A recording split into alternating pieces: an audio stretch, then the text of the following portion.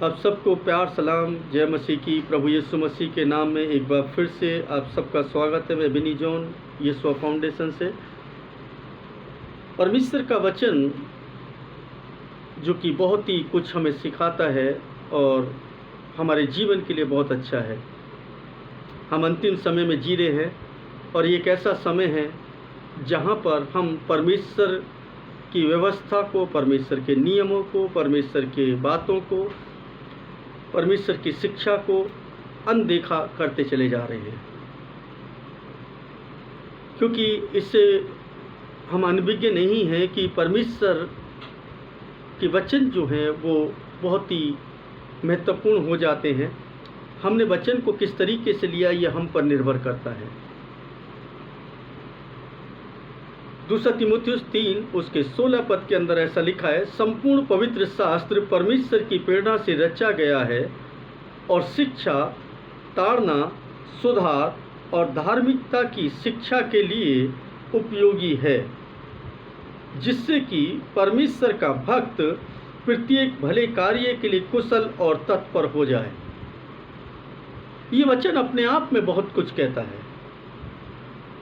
जब भी मैं बाइबल को पढ़ता हूँ तो एक बात समझ में आती है कि परमेश्वर के वचन से हमें शिक्षा मिलती है, ताड़ना मिलती है, हम कैसे सुधर सकते हैं उसके विषय में पता चलता है, और धार्मिकता की शिक्षा क्या है उसके विषय में पता चलता है। लेकिन आज जो है वो बिल्कुल उल्टा हो गया है। परमेश्वर की बातें कहीं पर नहीं नज़र आती, लोगों की अपनी शिक्षाएं, अपने विचारधारा नज़र आती है।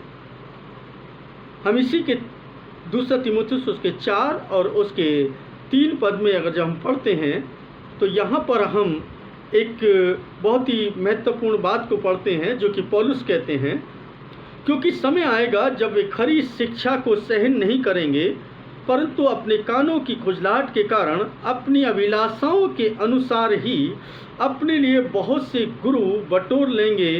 वे सत्य की ओर से अपने कान को फेर लेंगे और कथा कहानियों पर मन लगाएंगे। यह बिल्कुल आज का समय है। आज से कुछ वर्षों पहले तक काफ़ी अच्छा लोग परमेश्वर की बातों की चर्चा करते थे, शिक्षा देते थे, लेकिन आज वो शिक्षा नहीं है।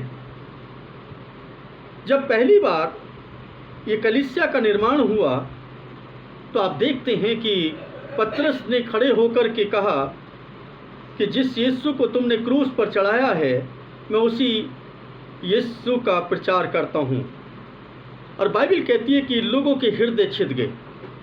फिर तो काम में हम पढ़ते हैं लोगों के हृदय छिद गए, और उसी दिन लगभग 3000 लोग जो हैं प्रभु में सम्मिलित हो गए और उन्होंने बपतिस्मा लिया, और वे प्रेरितों से शिक्षा पाने, संगति रखने, रोटी तोड़ने और प्रार्थना करने में लौलीन रहे।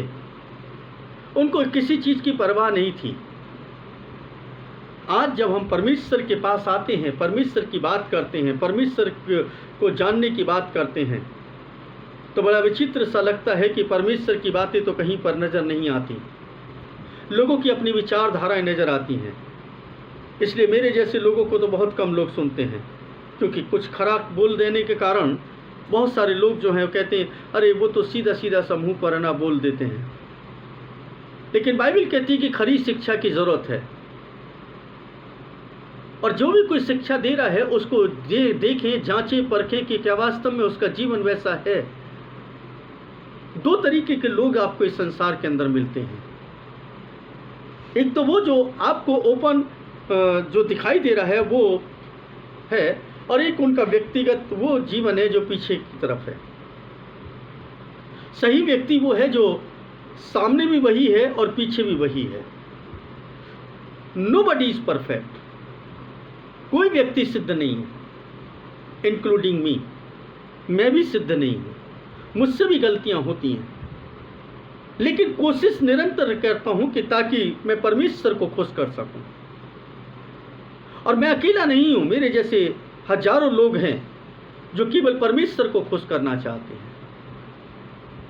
वो कलीसिया को खुश करना नहीं चाहते, वो लोगों को खुश करना नहीं चाहते, वो परिवार को खुश करना नहीं चाहते, वो दूसरे लोगों को खुश नहीं करना चाहते, रिश्तेदारों को खुश नहीं करना चाहते। वो चाहते हैं कि परमेश्वर मुझसे खुश हो जाए।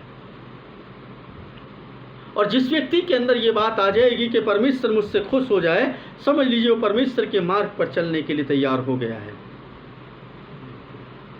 परमेश्वर आपके और मेरे जीवन के लिए चाहता है कि खरी शिक्षा को सुने। कथा कहानियों पर मन लगाने से हमें कुछ नहीं मिलने वाला है। हम जिसको टीचिंग की बात करते हैं, कौन सी टीचिंग है ना हमें मिल रही है, कौन सी शिक्षा हमें मिल रही है, किस शिक्षा की बात कर रहे हैं? प्रभु तुम्हें आशीष देगा, ये शिक्षा है। प्रभु तुम्हें बढ़ाएगा, ये शिक्षा है। प्रभु तुम्हें चंगाई देगा, ये शिक्षा है।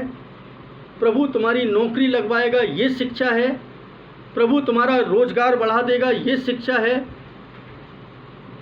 प्रभु तुम्हारे बच्चों को अच्छा कर देगा, ये शिक्षा है। आपको प्रभु बहुत ऊंचा उठाने वाला है, ये शिक्षा है। प्रभु आपके अकाउंट में इतना पैसा डलवा देगा, ये शिक्षा है। मुझे नहीं समझ में आता कि ये कौन सी शिक्षा है। लोगों की अभिलाषाओं के अनुसार मनुष्य ने अपने शब्दों को गढ़ लिया है। आप लाख कोशिश कर ले, किसी के कहने से कभी भी कुछ नहीं मिलने वाला है। जब तक व्यक्ति खुद कुछ नहीं करेगा तब तक कुछ भी नहीं मिलने वाला है। इसलिए मनुष्य को अपने जीवन के अंदर अपने जीवन के लिए शिक्षा को लेना जरूरी है। मैं कौन हूं, मैं क्या करूंगा, कैसे करूंगा, कब करूंगा और क्यों करूंगा, ये हमारे अंदर होना चाहिए। और जब तक ये नहीं है तब तक हम अपने जीवन के अंदर कुछ नहीं देख सकते। कथा कहानियां पर मन लगाना ये बिल्कुल विचित्र सी बात लगती है। कथा कहानियों पर मन लगाना, कोई कहानी गढ़ करके बता देते, कोई कुछ बता दिया, देखो ऐसा हुआ, ऐसा हुआ, ऐसा हुआ। किसी का मन परिवर्तित हुआ कि लोग तमाम बुराइयों को छोड़ करके वो परमेश्वर की तरफ फिर गए। कभी ऐसी है ना शिक्षा का ना वर्णन है ना करते हैं। गवाहियां भी अगर हमारे पास में होती हैं तो केवल वही होती हैं। गवाहियां हमारे पास में होती हैं तो उससे केवल वही होती हैं, मैंने प्रार्थना की, बुखार ठीक हो गया। मैंने प्रार्थना की, वो ठीक हो गया। मैंने प्रार्थना की, मुझे ये मिल गया। ये प्रभु के द्वारा किए गए वो कार्य हैं, जो कार्य परमेश्वर ने आपके जीवन के अंदर अनुग्रह के साथ किए हैं। ये शिक्षा नहीं है। ये आपके उत्साह को जरूर बढ़ा सकते हैं, लेकिन आपके जीवन को परिवर्तित नहीं कर सकते। आपका उत्साह जरूर बढ़ सकता है। हाँ, देखो प्रभु कुछ काम कर रहा है, देखो कुछ तो काम कर रहा है, वो चंगा हो गया, बड़ा काम हो गया, वहां बड़ी चंगाई हो गई। ये प्रभु के लिए बहुत छोटी बातें हैं। आप सोचें, क्या हमने पवित्र आत्मा को पा लिया है? सिस्टर एलिस की एक किताब थी, उस किताब को मैंने पढ़ा और उस किताब का जो टाइटल था वो था, क्या तुम्हें पवित्र आत्मा मिला? मुझे बड़ा अच्छा लगा वो पढ़ करके। एक क्वेश्चन मार्क है वहां पर, क्या तुम्हें पवित्र आत्मा मिला? लेकिन आज हम जब किसी से भी पूछते तो हर व्यक्ति कह रहा है कि मुझे पवित्र आत्मा मिल गया है, मैं पवित्र आत्मा में जी रहा हूं। जब व्यक्ति पवित्र आत्मा की बात करता है और कहता है कि मैं पवित्र आत्मा से परिपूर्ण हूँ, पवित्र आत्मा मेरे अंदर है, पवित्र आत्मा ने मुझे भर दिया है और उसका अभिषेक मेरे ऊपर आ गया है और मैं उसके अभिषेक से लवरेज हूँ, तब है ना मुझे लगता है कि ये कैसा पवित्र आत्मा है। हर एक गलत काम वो कर रहा है, लेकिन फिर भी पवित्र आत्मा काम कर रहा है। नहीं समझ में आता कि कौन से पवित्र आत्मा की बात कर रहे हैं। पवित्र आत्मा के बगैर कोई यीशु को प्रभु नहीं कह सकता, प्रभु की अगुवाई के बगैर कोई प्रभु यीशु को प्रभु नहीं कह सकता। पहली बार जब है ना कोई व्यक्ति विश्वास में आता है तो अपने मन को फिराता है, जब मन फिराता है उसका मन उठने लगता है, और जब मन उठा परमेश्वर की तरफ लगा, उसकी दृष्टि परमेश्वर की तरफ होती है, उस वक्त में पवित्र आत्मा काम करना शुरू करता है। और पवित्र आत्मा ने काम किया, उसने पश्चाताप किया और उसने कहा कि अब मेरा जीवन जो है मेरा नहीं बल्कि परमेश्वर तेरा है, और अपने जीवन को समर्पित कर देता है। वो समय पवित्र आत्मा का है।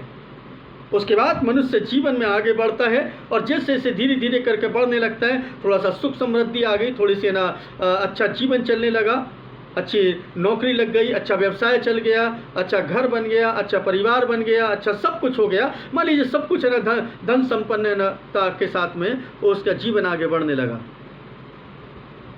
फिर उसके बाद देखते हैं कि उसमें क्या होता है, उसका जीवन बिल्कुल बदलने लगता है। जब वो प्रभु में आता है तो वो झूठ बोलने से कतराता है। जब प्रभु में आता है तो वो किसी की भी चीज़ के ना लालच करना छोड़ देता है, क्योंकि पवित्र आत्मा काम कर रहा होता है। पवित्र आत्मा उसको अगुवाई नहीं दे रहा होता है कि वो स्वार्थी बन जाए। लोग अपने स्वार्थ के लिए कुछ भी करते हैं, अपने स्वार्थ के लिए कुछ भी कर रहे हैं, यहाँ तक कि प्रभु के कार्य को, जो कार्य कर्तव्य के साथ जुड़ा है, जो हमारी कर्तव्य निष्ठा से जुड़ा है, उस कार्य को भी लोग स्वार्थवश कर रहे हैं। यीशु मसीह कहते हैं तुमने सेंतमेंत पाया है, सेंतमेंत दे दो। परमेश्वर के कार्य को व्यापार न बनाए, लेकिन लोगों ने व्यापार बना दिया, क्योंकि वो कथा कहानियां जो हैं वो गढ़ना जानते हैं लोग, इसलिए लोगों को वही बातें सुनाते हैं जिन बातों से उनका मन प्रसन्न होता है। जब कड़वी बातें बोलने लगेंगे तो कभी भी है ना वो आपकी नहीं सुनेंगे। इसलिए अजीजों, आपको ज़रूरत है कि कुछ कड़वा खाना सीख लें। जब तक आप कड़वा नहीं खाएंगे तब तक आपका जीवन बिल्कुल बेकार है। और जब आप कड़वा खाना शुरू कर देते तो आपका शरीर स्वस्थ होने लगता है, यानी आपकी आत्मा स्वस्थ होने लगती है। जब किसी ताड़ना को आप देखते हैं, ताड़ना परमेश्वर की तरफ से जब होती है, तो उस ताड़ना जो है आपके जीवन का निर्माण कर रही होती है। कथा कहानियों से आप अपने मन को हटाएं, और जब तक कथा कहानियों पर अपने मन को लगाएंगे तब तक आप अपने जीवन के अंदर प्रभु के काम को नहीं देख सकते। वो आगे कहते हैं कि कष्ट उठा, तू सब बातों में संयमी रहे, कष्ट उठा, सुसमाचार प्रचार कर। अब वो कह रहे कि ना, देखिए वो कहते हैं कि सब बातों में संयमी रहे, यानी संयम होना चाहिए। संयम नहीं पाया जाता लोगों के अंदर। ये प्रक्रिया है परमेश्वर के काम को करने की, परमेश्वर के साथ चलने की। संयमी रहे, कष्ट उठा। लेकिन हम क्या कर रहे होते, कष्ट उठाने की बात ही नहीं कर रहे होते हैं? और कष्ट उठा, सुसमाचार प्रचार कर और अपनी सेवा पूरी कर। मतलब जो कुछ तुझे दिया गया उस सेवा को पूरा कर, व्यर्थ के कामों में मत लग। हम कष्ट नहीं उठाना चाहिए। हमारी प्रार्थनाएं क्या होती हैं पता है क्या होता है? कैसे हम प्रार्थना करते हैं, प्रभु मेरी ये समस्या दूर हो जाए, और तू कर सकता है, तू है ना ऐसा करने समर्थ है, और अगर तूने नहीं किया तो शायद तेरी बेइज्जती हो जाएगी, तेरा नाम नीचा हो जाएगा, लोग क्या कहेंगे। ये प्रार्थना है, जबकि बाइबल के अनुसार ये प्रार्थनाएं नहीं मायने रखती। बाइबल कुछ और कहती है। कुछ एक प्रार्थनाएं कुछ इस तरीके की ज़रूर हैं कि वो व्यक्तिगत तौर पर मांगी गई हैं, लेकिन अधिकतर प्रार्थनाएं जो है ना आप बाइबल के अंदर पढ़ते हैं, उनमें ये है कि मेरे को ताड़ना दे, मुझे सिखा, मुझे चलने के लिए प्रेरित कर, और मैं कैसे चलूं इस पर ना मुझे आगे की अगुवाई कर। लोग परेशानियों से भागना चाहते हैं, मुश्किलों से भागना चाहते हैं, दुखों से भागना चाहते हैं, लेकिन सामना नहीं करना चाहते। जबकि यीशु मसीह कहते हैं शैतान का सामना करो तो शैतान तुम्हारे सामने से भाग निकलेगा। जब आप पहले ही पीठ दिखा रहे हैं उस परिस्थिति से, उस मुश्किल से, उस उलझन से आप पहले बच कर के आप पीछे को ना भाग रहे हैं, उससे भागना चाहते हैं, तो वो आपका ही पीछा करेगी, आपके आगे पीछे चारों तरफ घेर लेगी। लेकिन जब आप उसका सामना करने लगते हैं तो परिस्थिति वही ठहर जाती है, बिल्कुल उस कुत्ते के जैसे। जो आप किसी मार्ग में जा रहे हैं और कोई कुत्ता ना आपके पीछे भौंकना शुरू करता है और भौंकता रहता है, लेकिन जैसे आप चलना बंद करते हैं, रुक जाते हैं, ठहर जाते हैं और उसकी तरफ पलट जाते हैं, वो कुत्ता बिल्कुल शांत हो जाता है। और जब आप उसको घुड़कने लगते हैं तो वो आपके सामने से भागने लगता है। लेकिन हम देखें कि जब वो कुत्ते से हम भागना शुरू करते हैं तो कुत्ता हमारे पीछे भागना शुरू करता है, और जितनी तेजी से हम भागते हैं उससे उतनी ही तेजी से वो भागता है। और आप इस बात को न भूलें कि जब वो कुत्ता भौंक रहा होता है तो वो अपने और सहयोगियों को बुला रहा होता है, और जो आसपास के जितने भी कुत्ते होते हैं वो सब के सब ना चारों तरफ से आ जाते हैं और वो आपको घेरना शुरू कर देते हैं। जब आप किसी परिस्थिति से भाग रहे होते हैं तो उस परिस्थिति से भागते समय आप ना भूलें कि आप बिल्कुल उस परिस्थिति में जो आपके सामने हैं स्थिर नहीं रह पाए, खड़े नहीं रह पाए, उसका सामना नहीं कर पा रहे हैं, उससे भागने की कोशिश कर रहे हैं, तो आपके लिए वो जो परिस्थिति है वो बहुत ज़्यादा तेज़ी के साथ फैलेगी, वो भौंकना शुरू करेगी और दूसरी परेशानियों को, यानी जैसे कुत्ता दूसरी परिस्थितियों को ना दूसरे कुत्तों को बुला लेता है, ठीक उसी तरीके से एक परेशानी दूसरी परेशानियों को बुला लेती है। फिर एक परेशानी से परेशान थे, अब 2 परेशानियों से परेशान, फिर 3 से परेशान, फिर 4 से परेशान, क्योंकि वो झुंड जो है आपको घेरना शुरू कर देता है।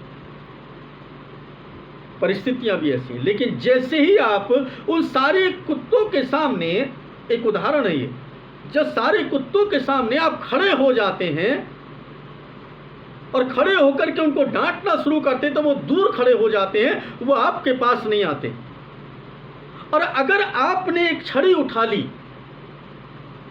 आपने कोई पत्थर उठा लिया और उसकी तरफ को मारा, तो वो भागना शुरू कर देते हैं।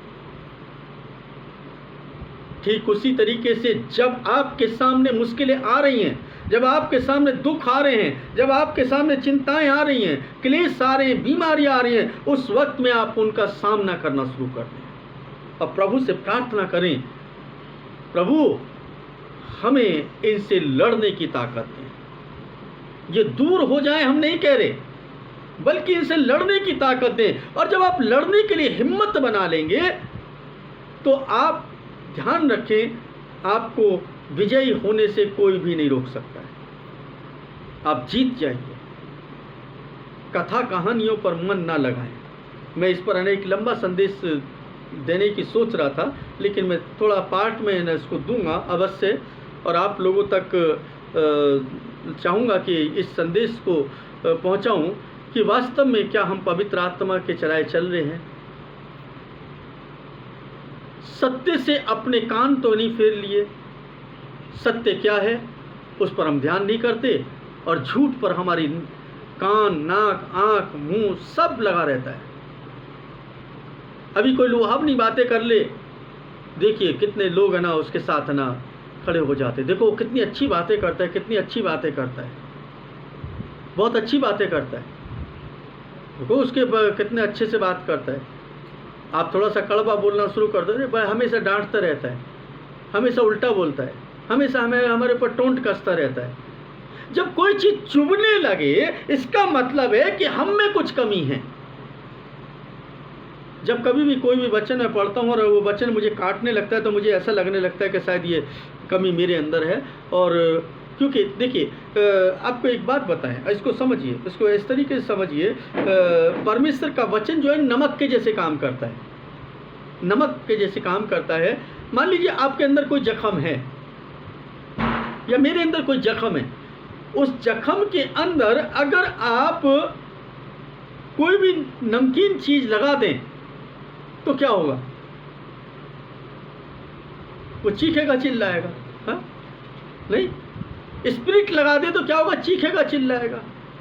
सफाई करने के लिए भी अगर कोशिश करेंगे उस जख्म की, स्पिरिट लगाएंगे तो भी वो चीखेगा चिल्लाएगा, क्योंकि आपको दर्द दे रहा है, वो चुभ रहा है। वो अगर ठीक होना है तो आपको चुभन को सहना पड़ेगा। जख्म को ठीक करना है, इसका मतलब अगर वो मान लीजिए आप स्पिरिट लेते हैं, स्पिरिट लेकर के आप अपने हाथ पे लगा लीजिए, आपको कुछ नहीं होगा, खाली है ना क्या होगा, स्मेल आएगी। लेकिन अगर जख्म पर लगाएंगे तो क्या होगा, वो जलन पैदा करेगी। इसका मतलब चुभ रही है वो बात, तो वो सत्य है, इसका मतलब वो कमी आपके अंदर है, मतलब वो जख्म आपके अंदर है। अगर ये जख्म आपके अंदर है तो समझ लें कि आपको उस जख्म को ठीक करने के लिए उसकी मरहम पट्टी करना बहुत ज़रूरी है, उसकी ड्रेसिंग करना बहुत ज़रूरी है। और जब तक वो ड्रेसिंग नहीं होगी तब तक वो जख्म कभी ठीक नहीं हो सकता। और ड्रेसिंग को ठीक करने के लिए आप उस पर ना कुछ और चीज़ लगाने की कोशिश करेंगे, हो सकता है कि शायद ना कोशिश करें, अरे इस पर मुझे ये स्पिरिट नहीं लगाना, आप उसको क्या करें, कपड़े से ऐसी लपेट दीजिए, उसे पट्टी ऐसी बांधिए, कोई ना दवाई मत लगाइए, कोई जलने वाली चीज़ मत लगाइए, कुछ भी मत लगाइए, उसको ऐसी बांध दीजिए और बांध के छोड़ दीजिए, या उस पर कुछ लगाइए ही मत, दोनों ही काम करिए, ना तो जैसे लगाइए मत या बिना लगाए उस पर कोई कपड़ा बांध दीजिए। एक हफ्ते बाद देखेंगे वो जख्म जो है आपका बढ़ जाएगा, इन्फेक्शन बढ़ जाएगा, पहले इतना सा जख्म था अब इतना जख्म हो जाएगा। क्यों?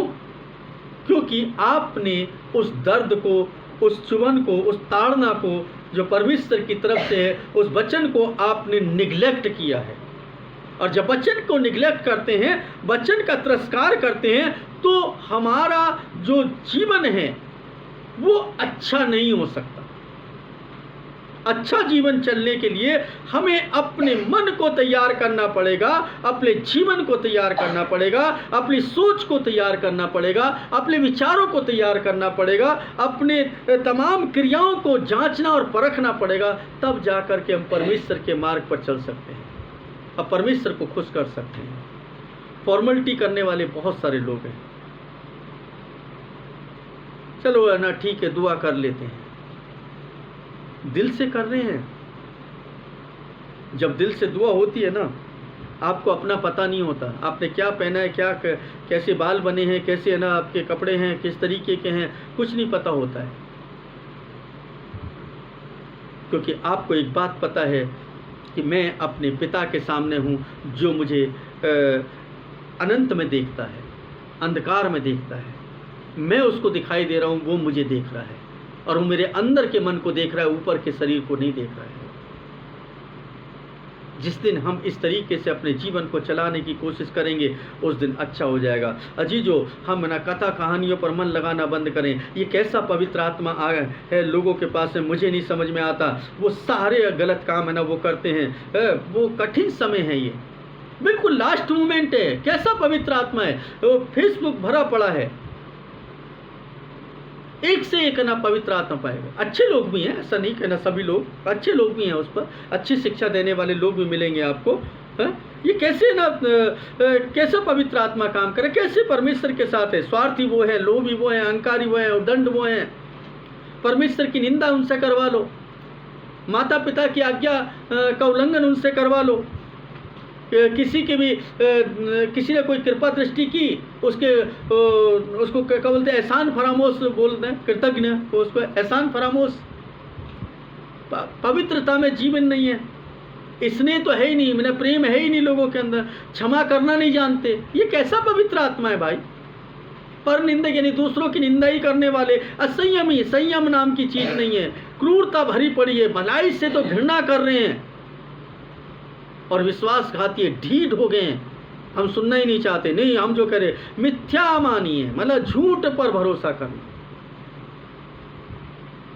परमेश्वर से प्रेम करने की अपेक्षा सुख विलास से प्रेम करने वाले हो गए हैं। परमेश्वर से प्रेम करने की अपेक्षा सुख विलास से प्रेम करने वाले। मैं आपको बताऊं, मुझे कभी भी एसी की ज़रूरत नहीं होती। मैं नॉर्मल मौसम में रह सकता हूं। मैंने कभी भी अपने आप को ढाला ही नहीं। मुझे आज भी याद है वो दौर जब कि ना लाइट बहुत कम हुआ करती थी, और जब मीटिंग्स चलती थी शाम को है ना, जब मीटिंग होती थी तो लाइट नहीं होती थी। वो हंडा जिसको बोलते हैं पेट्रोमैक्स, वो जलाते थे। और वो बिल्कुल, क्योंकि मैं यहाँ खड़ा हूँ तो मेरे पास में खड़ा रखा होता था, और उसकी जो है ना हीट निकलती थी, पूरा बस पसीनों में तरबतर हो चुके होते थे, कपड़े है ना भीग चुके होते थे, ऐसे निचोड़ने लायक हो जाते थे ऊपर से लेकर के नीचे तक। लेकिन बस परमेश्वर से प्रेम था। आज भी वही प्रेम है। आज भी चाहे कितनी पीड़ा हो, कितने भी दर्द हो, कुछ भी हो, मुझे अगर परमेश्वर से मिलना है तो मुझे परमेश्वर से मिलना है। आज तो अगर छींक आ जाए तो है ना, हम कहते हैं आज तबीयत ठीक नहीं है, मुझे परमेश्वर से प्रार्थना नहीं करनी। जरा सा कुछ हो जाए तो हम तुरंत ना बोल देते हैं आज तबीयत ठीक नहीं थी, इसलिए है ना हम आराधना नहीं कर पाए। तो जैसे है ना हम लोग है ना जितना आराम चाहते हैं, ऐसे ही प्रभु भी हमारे लिए फिर आराम चाह लेगा। ठीक है, आज तुम्हारे पास टाइम नहीं है, कल मेरे पास टाइम नहीं है। तो यशायाह नबी के पुस्तक के अंदर जो लिखा है, तुम कितने भी हाथ फैलाना मैं तुम्हारी नहीं सुनूंगा। उस समय को आने से पहले हम अभी समय है कि सुधर जाएं। सुख विलास अच्छी चीज़ है, लेकिन हमें संयम के साथ परमेश्वर की कड़वी और खरी सत्य शिक्षा को सुनना जरूरी है, उस पर अमल करना है। जो बातें हमारे मन को ना अच्छी लगे वो नहीं, जो बातें हमें कचोटें, जो बातें हमें चुभें, जो बातें हमें दुख पहुंचाएं, उन बातों पर हमें ध्यान ज़्यादा लगाना चाहिए। तब पवित्र आत्मा अद्भुत रीति से काम करेगा, वो परमेश्वर काम करना शुरू कर देगा।